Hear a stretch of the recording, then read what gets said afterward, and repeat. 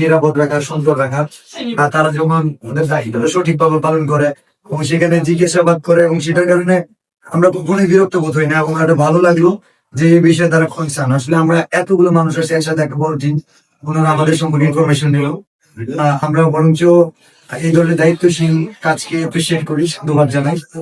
Thank you Bangladesh police. Parvez candidate তারা অনেকেই আছে আমাদের বিভিন্ন জেলা কন্টেন্ট ক্রিয়েটররা। তো স্যার আমাদের সম্পর্কে যদি কিছু বলতেন। আসলে দেখেন, আমাদের একটা কি সিচুয়েশন চলতেছে জানেন, যে কালকে একটা বড় রকমের একটা কিছু বিষয় একটা আছে, এর জন্য আমরা আসলে খুবই উদ্বিগ্ন। আমরা যে কোনো একটা ছোট্ট বিষয়কে আমরা একটু গুরুত্ব সহকারে দেখতেছি। আসলে এতগুলো মানুষ কেন কেন কি কারণে একটু কিছু চিন্তা ভাবনা আসছে কিনা, এইসব বিষয়গুলো নিয়েই কিন্তু আমরা আপনাদের কাছে আসছি যে কিছু একটা হচ্ছে নাকি। তো আপনাকে তো আগে পেয়েছি ফেসবুকে, আপনি ভাইরাল, হ্যাঁ খুব ভাইরাল ভাই, হ্যাঁ। তো অনেক কি এমন ছিল না, আর এক নাম। তো ঠিক আছে, আপনারা আমাদেরকে জানাইছেন, আমাদের কোনো কি প্রসেস কিছু করবে আমাদেরকে জানাই আসবেন, আমরা নিরাপত্তা দিব। ইনশাআল্লাহ। না জানি সেটা তো আমাদের একটা বিভ্রান্ত অবস্থা। স্যার আমি just একটু একটু কথা বলি। বাংলাদেশ পুলিশ নিয়ে বলতে চাই এই মুহূর্তে।